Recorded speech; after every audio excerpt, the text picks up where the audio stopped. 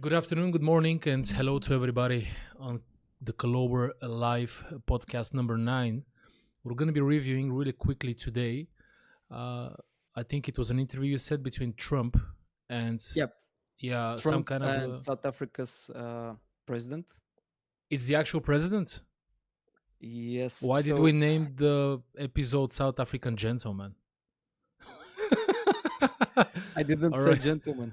All right, Anyway, fair enough. Okay. but basically, just to summarize, for the people who hasn't heard or seen anything about it, there's been an issue in South Africa since the apartheid was a system which, since the apartheid government back in the days when Nelson Mandela was uh, alive, and he spent quite a bit of time in prison fighting for rights for this system to basically Flourish. not flourish, but exactly the opposite. He didn't want the apartheid to continue existing. He wanted everybody, no matter their color, to be basically equal. Hmm. Blacks, no matter if you're black or white or whatever, you know and up until now, like up until a couple years ago, everything was kind of that way.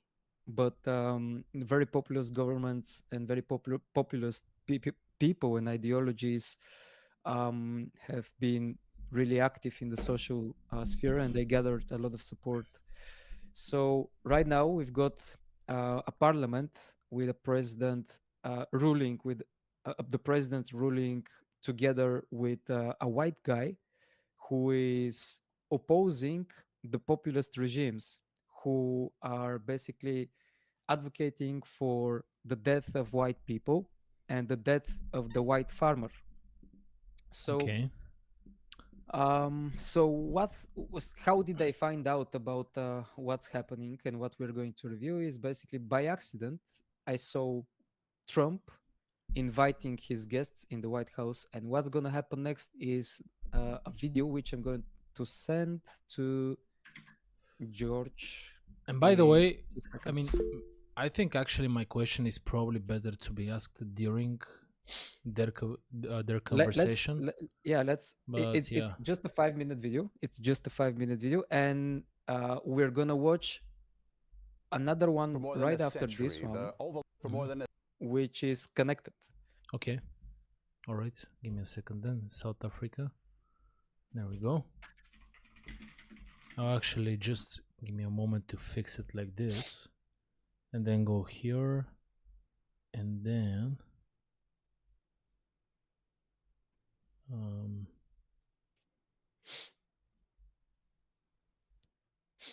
go like this. There we go. Perfect.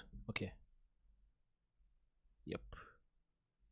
century, the Oval Office has been the scene of dignified diplomatic exchanges between the President of the United States and other world leaders. But President Trump has turned the Oval into a ring for sparring with them, including the President of Ukraine, the Prime Minister of Canada, and now the President of South Africa. Mr. Trump sprung a video on an unsuspecting Cyril Ramaphosa designed to back Mr. That's a lot Trump's of unsubstantiated diplomats. claims that there's a genocide underway in South Africa targeting white farmers. In recent days, the president has welcomed white refugees from South Africa. So let's just for a second remove the situation and who's Okay. right and who's wrong. And imagine you get invited on national US television, most probably without being informed that you're gonna get bombarded for being racist. Well, to be honest, if you weren't is- expecting that, You kind of deserve it. you have no right to be a president. To be honest, if you weren't expecting that, and you're a you're a delegation. Well, Political what would happen? delegation. What I mean, Yeah. if you get invited and let's say Trump. Now, I'm not saying he said this or he lied or he didn't, but let's imagine somebody, or probably not even Trump, invited the president of South Africa to the Oval Office to talk, and they said, yeah, it's just going to be a diplomatic discussion, like just kind of to understand your viewpoints. We want to just ask some questions. I think it's going to probably support your thesis if you think you're right. And also, I mean, it's basically going to give a little bit more visibility to people that don't know about the issue and what's going on in your country. Don't you think it's important to speak with President Trump? And I mean, they probably said something like this, and he's like, "Oh, okay." I mean, not accepting it would still look bad, is what I mean as well. You know? Yes, I feel, to be honest, I have no idea about the history and the historical relations between South Africa and America, USA to be precise. So perhaps South Africa and the US have some type of relationship, some type of economic relationship, and uh, in order for that relationship to continue, there has to be some standard to be upheld in both countries. You wouldn't expect Americans to discriminate against South Africans, and you wouldn't expect South Africans to discriminate against predominantly white people, and some of which could be, of course, Americans. That could put a lot of people's life at danger. So that's gonna be discussed. If you're a delegation, you should expect that to happen at some point, in my opinion. Yeah. Let's do it. Let's to go. the United States, just weeks after signing an executive order suspending America's refugee admission program. Deborah Patta is in South Africa and is South African. So these We are will hear South from her Africans in a that we moment. got shown. But we probably? begin with Weijia Zhang at the White House. Weijia?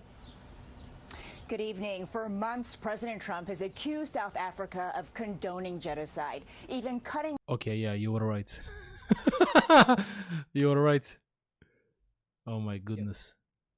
No, you haven't seen anything. Just go. You see. No, I was fixing the volume. Yeah, just seconds. Okay. Yeah, I think now it's probably gonna be quite loud. I hope not.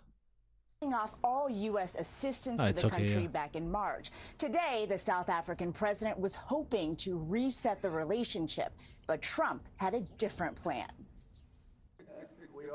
The meeting started with a friendly jab from President Trump. He is a man who is certainly in some circles really respected, other circles a little bit less respected. But when South African President Cyril Ramaphosa denied Trump's accusations his administration is allowing genocide, Trump was prepared to push back. Turn the lights down and just put this on. It's right behind you. On a television brought into the Oval Office Oh for my this goodness. very moment, the president showed videos peddling unsubstantiated claims of genocide against white South Unsubstantiated. African farmers. Unsubstantiated. Substantiated CBS. claims of genocide against Each cross represents a white farmer who was murdered in South Africa. What? Yes. What? Really? Since 2002. That's- Since 2002. Okay, yeah, This is that's yeah. that's a bit much. And also, by the way, it's not only white Africans. Those white crosses stands for everybody, because some black people died too. Let's be honest. Approximately 86 to 90% of the people who died are white people, white but South some are black.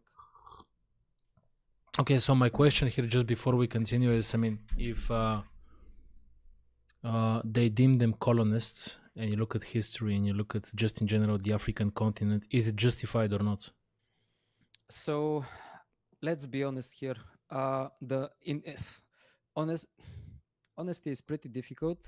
I'm not trying to lie, but my perspective, my personal own understanding, which could be wrong, and I'm not very educated on the South African topic and issues and internal politics and internal issues. However, it feels like the white person has created the entire farming industry in South Africa, among other industries. So large portion of the economy. You're breathing in the microphone.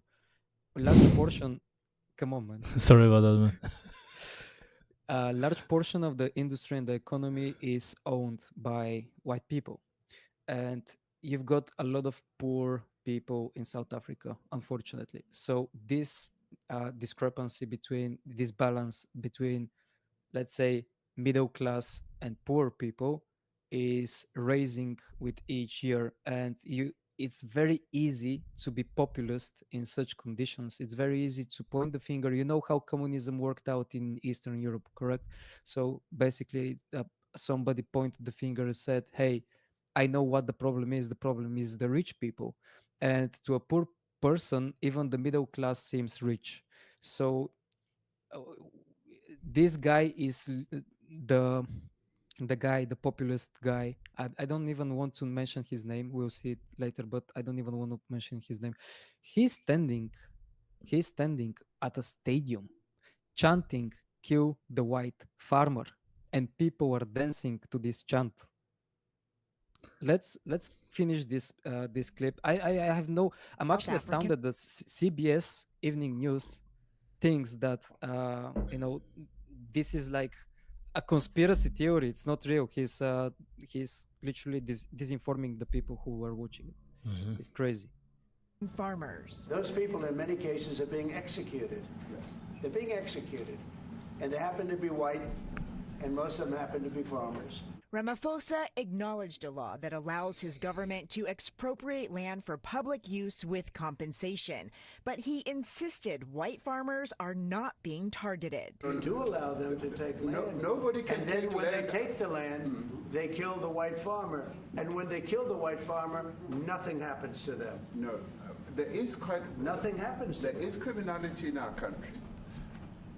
People who do get killed, unfortunately through criminal activity, are not only white people. Majority of them are black people. Trump was asked if he's concluded genocide is happening. Well, I haven't made up my mind. I hate to see it. The president claimed without evidence his administration has accepted a tremendous number of people from many places experiencing persecution or genocide. I mean, you do have to probably have quite a lot of conviction in your head to respond like Ramaphosa there. So regardless of what he believes it 100%. So in the case where he's actually chanting, as you said, because I haven't seen the full video, so he does. He's a very convinced. He believes it on 100%. Like, if you get confronted in that office in front of live TV, if it's live TV or whatever it is, and you respond in such a calm manner, defending yourself, you are 101% convinced in whatever you believe. No, wait, you're not getting it. So the president that you just saw in this current video has nothing to do with the person who was chanting "Kill the white farmer." And he's actually the opposing side in their parliament, and he's currently ruling together with a white guy who is also in the White House in this delegation, and they're trying to basically hold. So they're back. the opposition of Ramaphosa. Exactly. Really? Yeah. Of the guy who was talking right now? Yes. No. They're the opposition of the guy who is chanting "Kill the white farmer." So Ramaphosa and his white partner are the opposition to the guy who was chanting. Yes. So why is Trump confronting him like this? Just imagine the chanting guys Возрожденные who are not the ruling party. Yes, but why is Trump confronting Ramaphosa in front of live TV about this, like this, in this manner? Because you are the ruling guy, you're the president. And so it's like you're not handling it. You're allowing this to happen. That's the blame. Absolutely. Okay. Absolutely, because there isn't a national policy to suppress this movement, which is terrorist movement in a way. Johannesburg.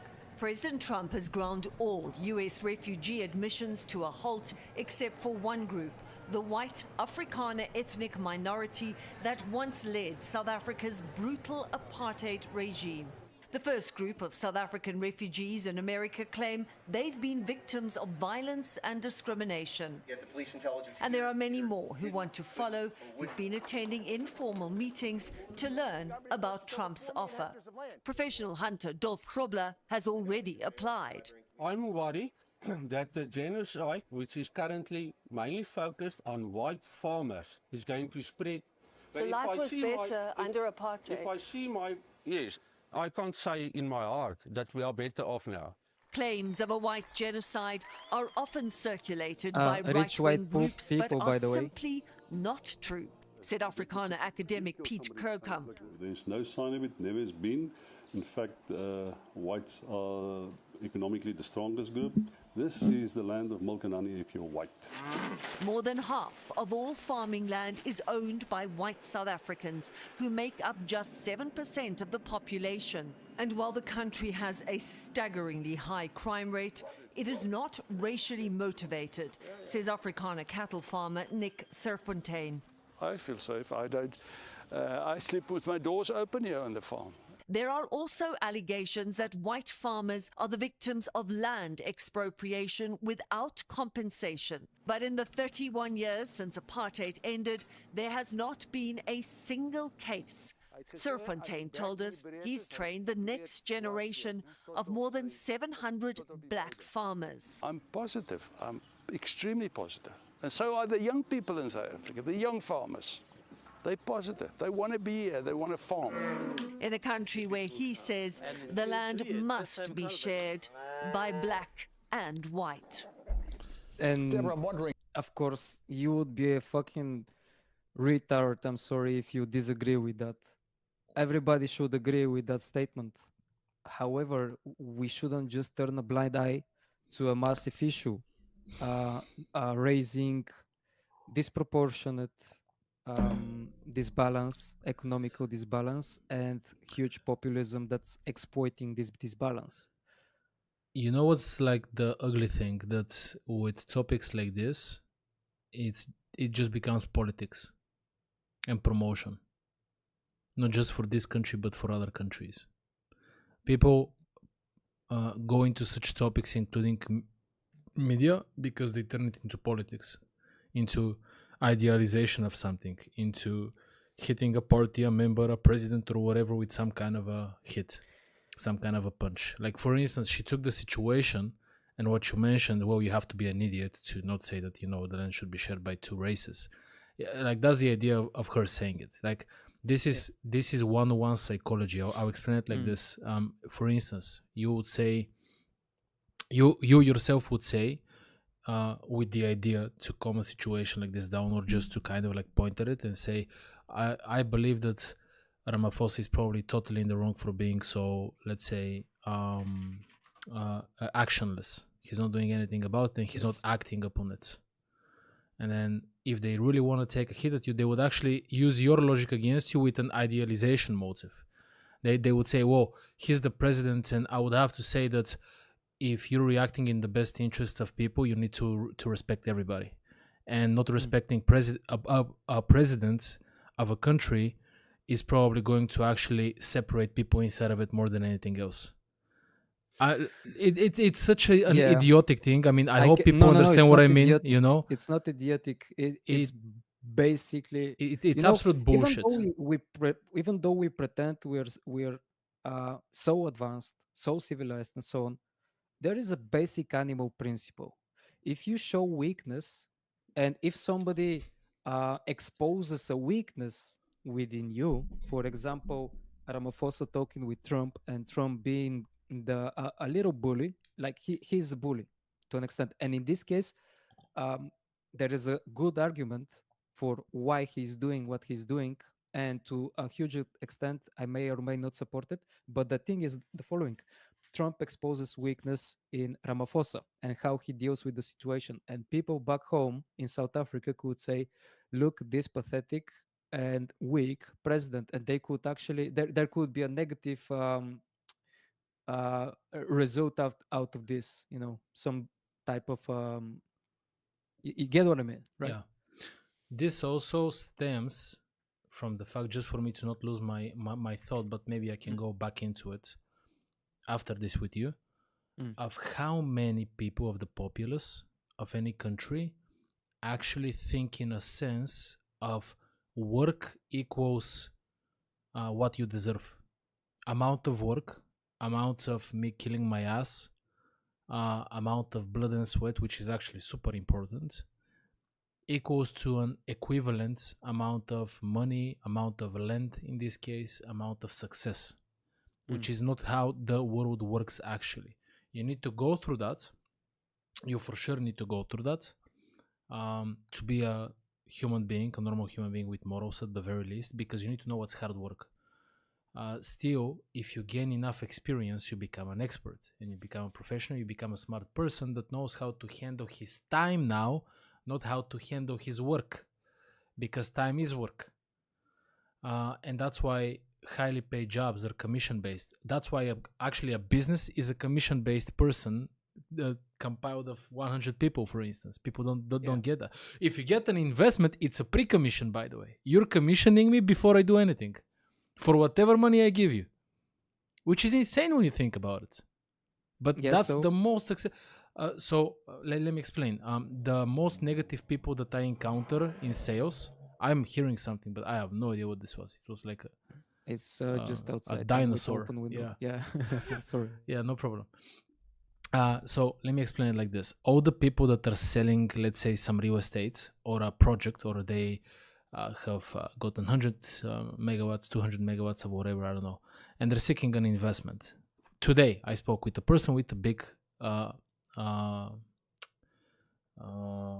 house next to the city, and the house costs 600,000 euro or whatever. Okay, there's much bigger than that, but still, same like everybody else that is negative and a brute. And you can see these people, like in the future, if there's an issue, they would be quite aggressive. He doesn't actually want to pay commission, for instance, for any work, for any amount of work. Hear me out. Follow my thought where I'm going with this. This is 80% of people. Now, are they right for some specific agents or brokers? 100%. Even for most. Most people don't even know what they're doing. But the logic behind the commission is the following. I'm doing something in the best way possible so you don't have to, and so that in this case we can close the deal. So I was asking him, he was like, man, I don't see a reason when I calculate anything. I don't see any reason to pay you. Give me a second. I don't see any reason to pay you 18k euro for this work. I don't see a reason. I'm not going to pay it to anybody. I'm like, okay, fair enough. Is that your opinion or the market's opinion?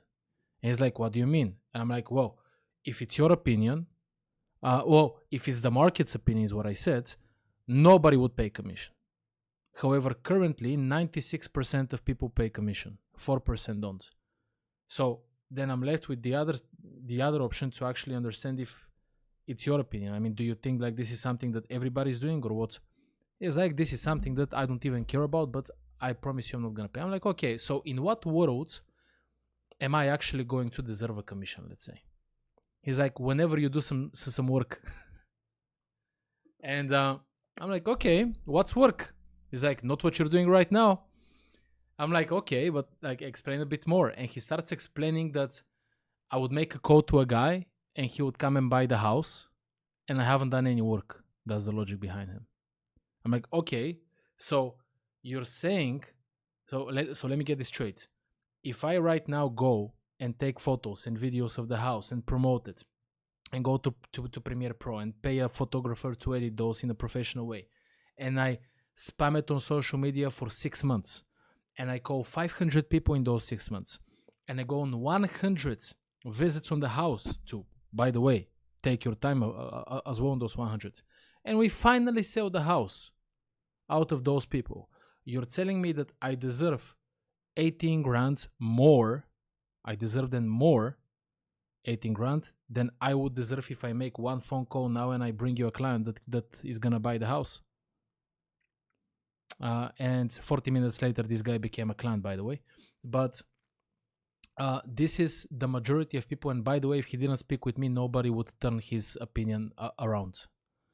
People like this do not get their opinion flipped because people don't invest. That's very time good, into but them. where you're going, because we were watching genocide claims and now we're talking about real estate. Look, listen, what I mean is these guys, these people, and not just in that country, but in any country, see inequality like this. If you have a business, and in that case, you're a white person and you own land, it's not just that, let's say, they think or they perceive that. By the way, I read somewhere that white people actually were in South Africa beforehand, but I don't even know. I cannot say if that's true, but the idea is they think because of the high displacement of what those landowners have and the amount of work that the other part, I guess the blacks in South Africa, have to do, they would never actually how can I say it, agree to any terms or move away from this type of a mindset. It's been going for a pretty long time. It's just kind of on waves. Now it's a bit more aggressive. Later it's less passive and so. Yeah, You get the idea.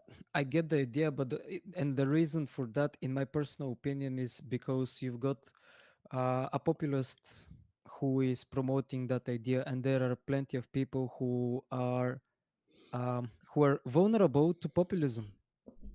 It's just vulnerability to populism, and whenever you have no populism, this trend lowers.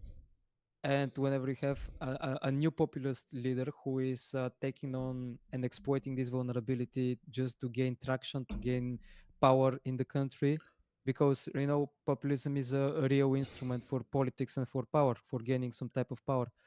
And let's watch the video. I've sent you a link. Which is basically to YouTube search. If you go and search South Africa kill the white farmer, and just pick one. I have seen one, but not from those. No, not this one, not this one. I'm talking about literally the stadium. You when I'm sit. Where you? Can you lower? Can you lower? So fast, Kichi. So fast, Kichi. Etati. Kichi. Kichima. Kichi. Kichima. Sibram Konto. Alaye. Sibram Konto. Alaye. Shoot to kill. Kilawa. Shoot to kill. Shoot to kill. Kiss the poor. Boa is a white farmer. Kiss the poor. The farmer. Brr, pa. Pa. Brr, pa. Pa. Attention.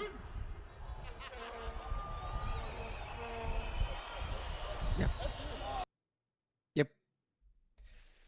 Brr, pa. That's basically it. In suits, kiss the boar. Boar is white farmer. Shoot to kill. It's self-explanatory. Shoot to kill. All right, let's start shoot there. to kill. What Kill a is- man. Shoot to kill a man. Shoot to kill Nyamazan. So Nyamazan is an animal. Mm. So when we say shoot to kill Nyamazan, we are commanding Nyamazan to shoot and kill.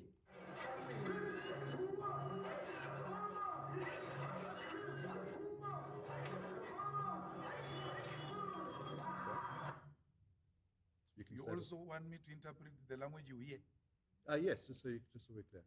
What are you saying in that? Kiss the boer, kiss the farmer. I thought Kiss- it's English. It is? Yes. Kiss. And what does that mean? It means kiss. Kiss how? Mwah. Bro, he's fucking In my psychopath. mind, if He's you not say even kiss the blinking. boer, but you still say shoot to kill, it still is hate speech. However, if you just blatantly say kill the boer, then you don't even have that argument to fall back on. No, the message in the chant is very clear. Shoot to kill. Nyamazan means shoot to kill the enemy forces who are standing in between us and our freedom. It was very clear that. And then the kiss is exactly that. It means kiss the boer, kiss the farmer. Because I know when I say that, you are going to take offense. You know why? Because you don't want a black person kissing a white person. It's an immoral act, according to the immoral act of during apartheid. Even to embrace love and kissing of black people to white people, it's a criminal offense. I know that the racist will still be offended by a call to kiss. If you sometimes sing kiss the boer, I regard Why are people Bro. becoming so insane, bro? It's That as an acknowledgement that singing "Kill the Boer" is This wrong. is like it's idiotism at almost max. That's why Let's- you think "Kiss the Floor." Let's see. What the fuck?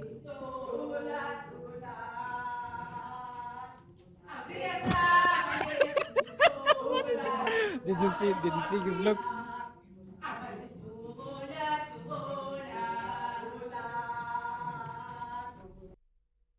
We will not stop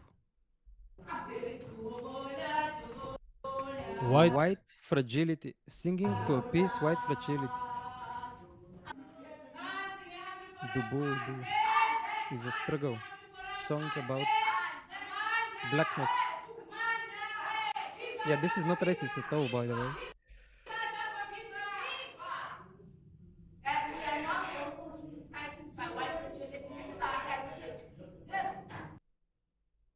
Bro, this is... They are scared, the cowards. Shoot the Boer or shoot a Boer. They rape these dogs. There's also a translation. And by that the says way, they pause rob for a these second. dogs. In the weeks that followed, Trump gave him, the president who was trying to be apologetic of this movement, even though he is opposition, he tried to be apologetic and present them just as basic criminals, which is not. It's a political movement with a highly motivated ideology that has history in the country, and Trump gave him this amount of lists, each representing Paper, you mean? Papers. papers, each representing dead white person, somebody who took their life because they were white. Documented cases, by the way, not just a white guy dead, you know. So that's been happening since yesterday, and we've kind of caught up. And I'm just wondering, at what point how smart you have to be, or how intelligent you have to be in order to become vulnerable or extremely. So if we can categorize vulnerability from low vulnerability to medium to high and critical. And by So vulnerability, you mean being susceptible vulnerable to manipulation. Exactly. I Okay. was about to say. Yeah. So is there a statistic showing, okay, people who got like an IQ of, let's say, 80 to 90 are a bit vulnerable, 90 to 100 are a bit more vulnerable. The reverse, I'm sorry, the reverse. So can we say that people with 80 to 90 are extremely vulnerable, 90 to 100 are more a bit vulnerable, and so on, you know, decreasing vulnerability per the more IQ you have. Is there such statistic? Can we search for that?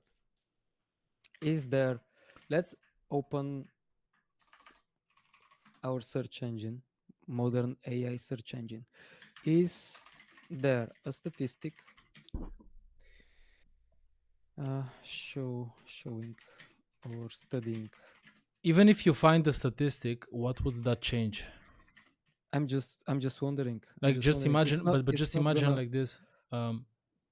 IQ is actually, I think there's a hard proof that IQ is quite difficult to change actually. After a certain age, I don't know what the age was, but it was young.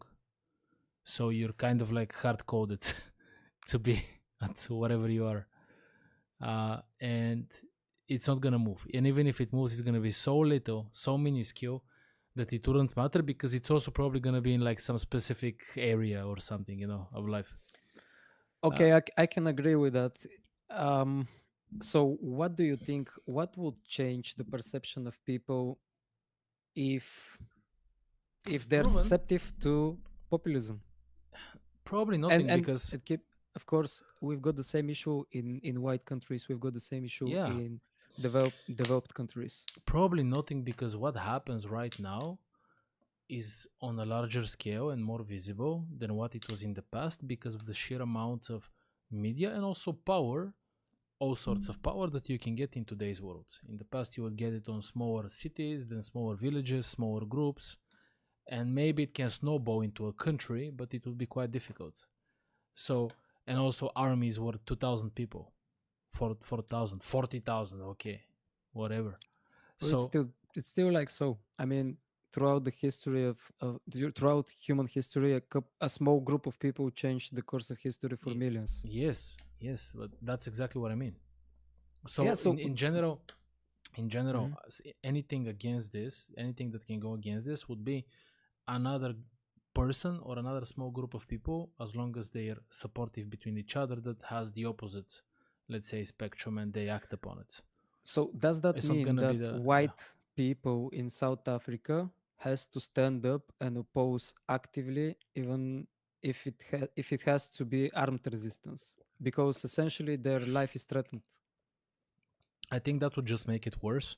I think the best way to Sun Tzu, I think, had said it. The best way to beat somebody is to not go into battle with them. So if you can diplomatically, and that's why media is so strong. If you can, even in the worst case, if they can, Soft let's say, power. verbally influence the public, it would be the best thing possible. And actually, short, small stories of families, some person communicating with another, kind of like shaking their hand, and these are things that work. It's not gonna work for everybody. It has to happen multiple times. I'm pretty sure there's I guarantee you one thing: there's psychologists that don't even need to debate what me and you're thinking about, or like there's hard proof in some sort of a group there, where a country has one of those in, I don't know, FBI, CIA, and they can hire those psychologists, and they'll fix this in 5 minutes, at least on strategic plan, and then maybe it's gonna take a couple months or 1 year, and it's just gonna be media stuff, nothing else. I guarantee that. By the way, isn't to an extent Britain responsible for the apartheid? Wasn't Britain? Was it Britain responsible for the apartheid in SA?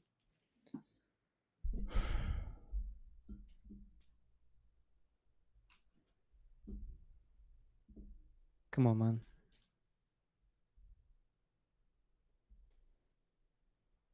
Oh wait, I know what. So Britain playing a significant but indirect role in creating conditions that enabled apartheid. Here's a breakdown. Okay, colonial foundations of racial hierarchy. Britain governed South Africa through racialized imperial structures that privileged white settlers over indigenous populations.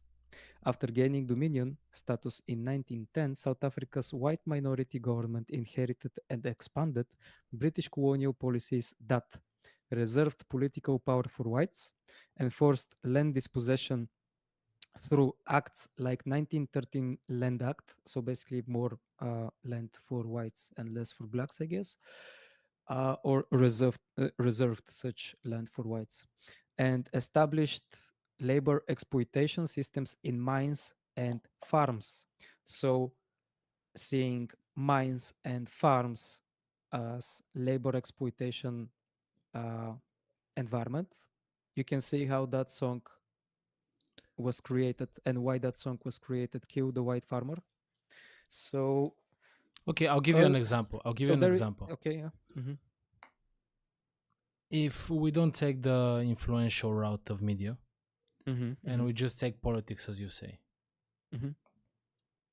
they did say that 7% of white people are farmers and hold more than 60% of land, or something like this it was, which is, by the way, like half, but okay, more than half.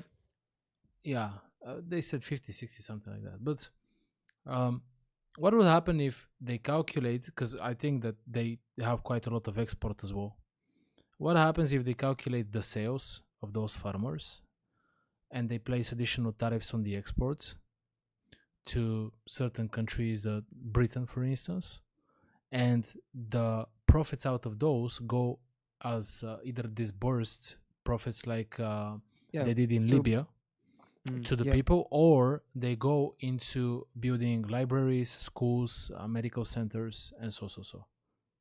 Mhm. Yeah. And if the white farmers offer that as a solution, they will not take it probably, but this would reduce tensions and would give some Well, monetary. take it or not, does it even matter when you are like 7% of the population? You're basically less than the gypsies in Bulgaria. Okay, and I mean, if people vote against you, what can you do? nothing. So- Like, this is kind of like, probably this is how the history went back with a lot of groups that were minorities that had an upper hand at anything. It's just like human thing. It's natural. You know what's also funny? It's actually, oh, okay, never mind.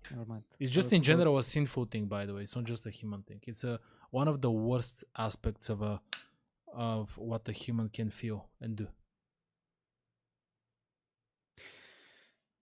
I can see how wronged African years have been, Black African years have been. So I can understand the emotion that they feel, and that they feel they have to be there. There isn't justice for them, and Bro, populism is I very agree. easy to. I agree. I'm not saying, I'm sorry to interrupt you. I'm not saying that it's right. I'm not saying anything. But me and you have been wronged as well by our government, and we and we have decided to work our ass off. I haven't gone to Yeah. bomb the government. I didn't go to do that. Yes. Okay. True. Yeah. Yep. And not just me and you. Absolutely, yes. In general, the whole of Bulgaria. And we just work. I'm not saying they don't work. I'm saying that some part of their day and time is invested into chanting on a stadium to kill people. But Doesn't of matter course- if it's white or not.